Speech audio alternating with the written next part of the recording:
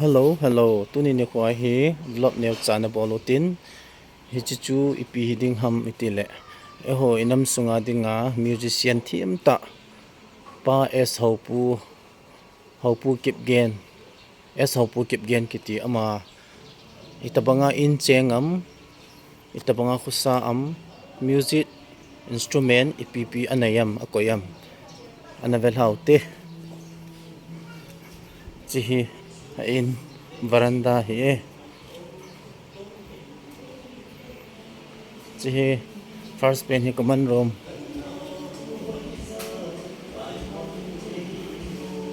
nu mama jing e in he lakum di hon chilai mu a he lakum hola he ki chor ji he a ki chor jiu he anom nom ki jam anom nom tau anom nom chilai he la zong a khum ka practice anei jiu he inei ji he chilai mu na he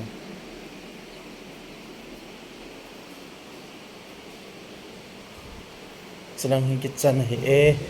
a kitchen lang kha ve ga lut ute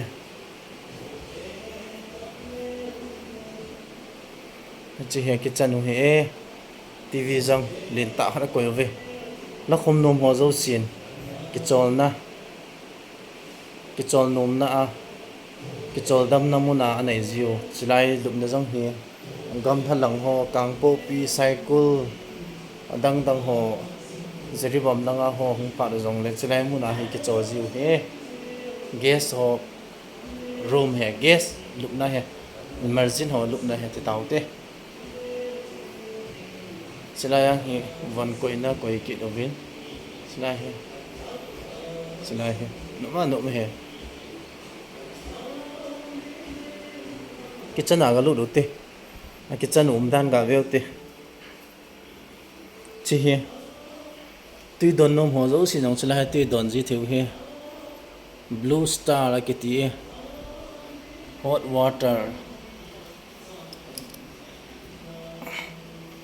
chilai hi normal core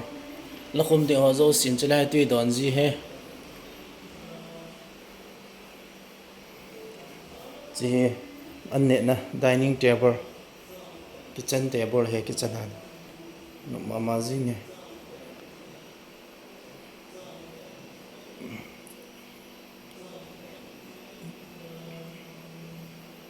no mama ji ne chilai an hun now chai gas cylinder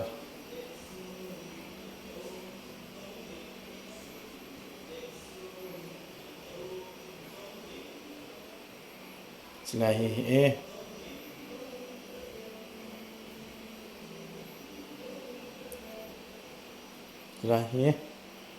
chilai hi kong koi na ho hi chilai hi ki kha dan hen chilai almira hoi ta kha kitchen a am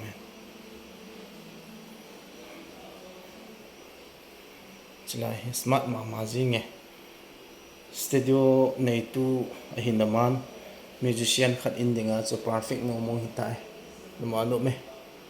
anu jing he tun studio langa studio sunga na lu tele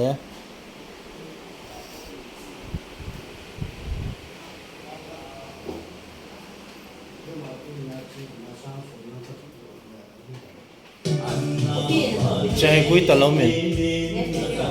gui ta long he ya hoi the chila gui ta leo cha he men da ling ta bang he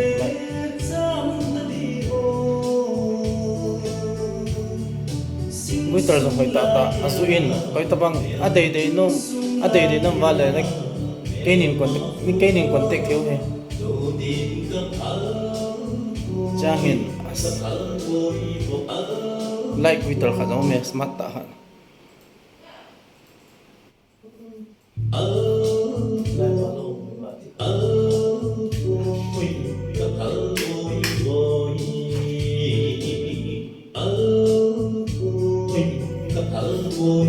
so pipau lilin kitepa hi tu chungala na thi hin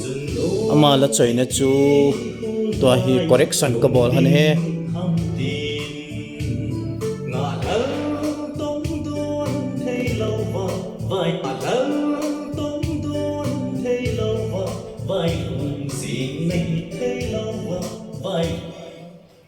nó Houpu he thì mà he chul lâu he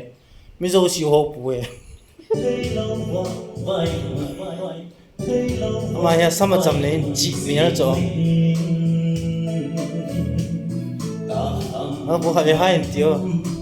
sama he to ki gol han sa sa hin ma gol ho to kilo na ya cha hi la khum ding ho ka to na jiu he mà ne hin la khum ding ho ko sa dan dan cho to na ho som kitup chat chat ai koi piu comfortable that thana na anu chaw am sa kit jin la he chala puri kane ne jing he chilai la khum hoi chala puri kane ne jing he koi ta bang chilai zun khanai lo hon hazuna na izu du he chilai mun he nup dan dan he man he mi frank mi kineu sa mi phamo mong aneu to jong ke ho thai alin ta jong stedo sunga na lu te chilai la ke khum ji he la ya he chi cha he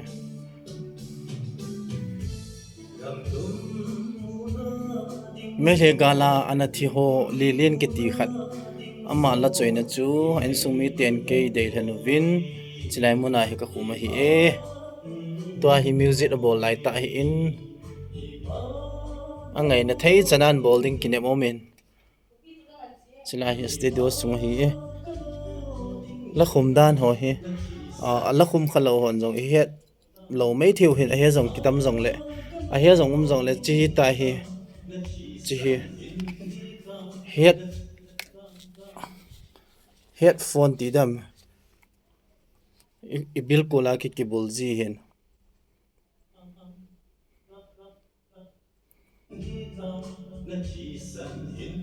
chi hi microphone hi e la khum na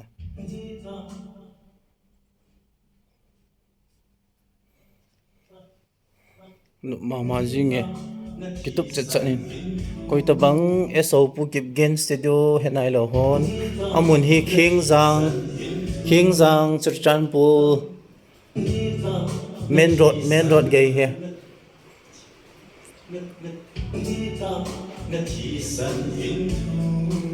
mo nghe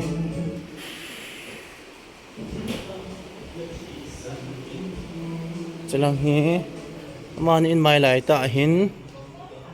transformer ti da ham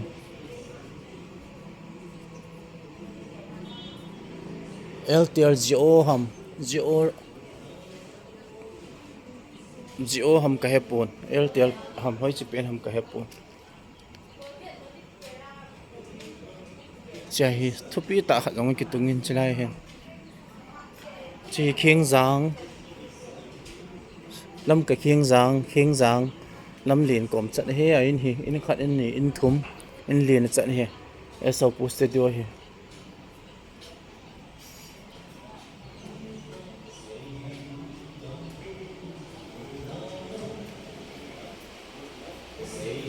fan jong hoi ta la hin a bul hone aji chu chlai hi la khum ho ka ki chol dam na mun hi na nuk ma jing ban bana la khum dem ting le ama sa ho lut ka nu kha hon chlai ke nga aji ki to zia la ho practice ke le ji he chlai ya he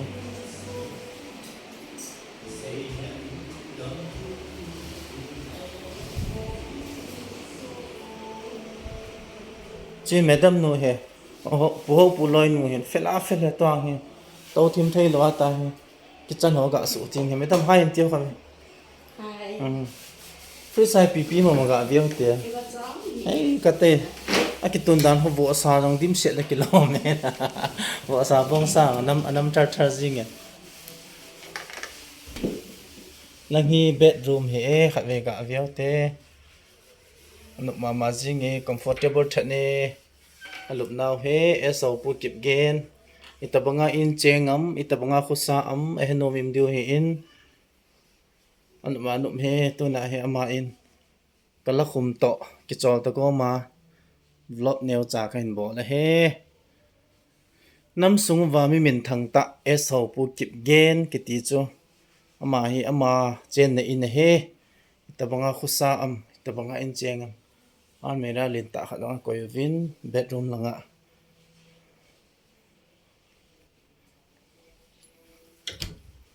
van ho zong tam ta au men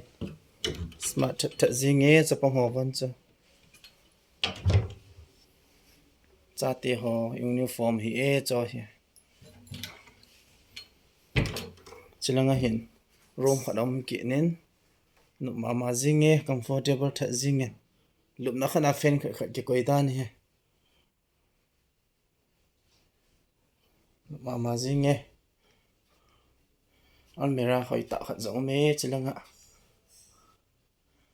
chapang ho room ding in chuna cha te ho room comfortable thật ama cha te hi neu cha chai na na in na ai wang ki tup chat chanin chapang ho van koi na jang ki tup chat chat almira koi pi honin ki tup mama zing e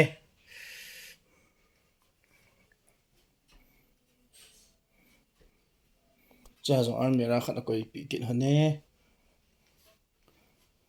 mama zing e Houpu Kipgen musician pa pu Houpu Kipgen ama in vlog bol thei thei bol hen chilai hi ga hong tariu ti chilai hi bathroom toilet septic nu mama zing e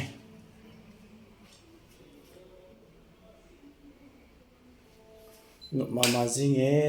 zing e khut sop na brass ball na toilet rong chang kang that zing gam dang bang zing chi washing machine rong pp ham koi dim se lo len chilai hin en cheng nu mama hon tan ki pa pi mama zing hone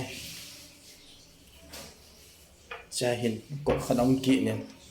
chang kang mama zing e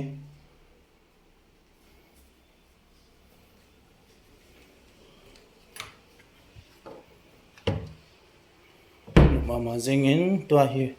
vlog neu cha ka bol hi in kala khum hon chu Itobang hi nam ti cha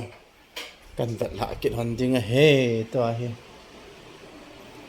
mi thila hi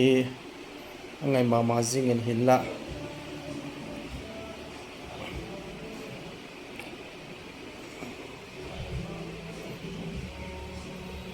rong le hum phat le hin tha sit pul do do ai lo le lung gel anum ji pon he zong le mi te dei than ka chan ja chu mi ho dei sa za la chu ka khum jing thei jin pathin ka thangwa ki ni o hei tai pi pathin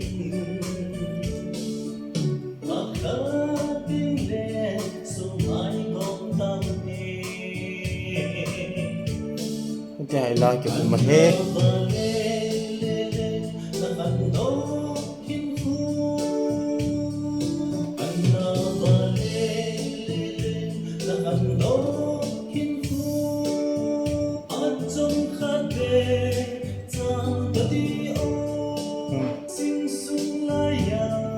nuk mama zing e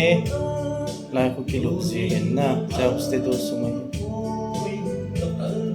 guital koi tabang guital dei no mong la chi ve bo guital koi ta zong ha dai koi he stop ma koi he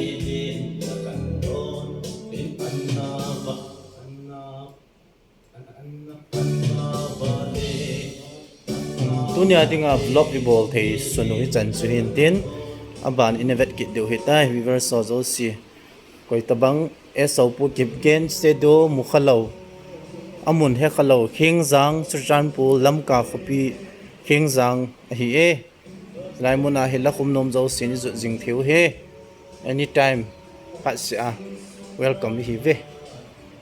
okay viewers sozo sin bon savin bye bye.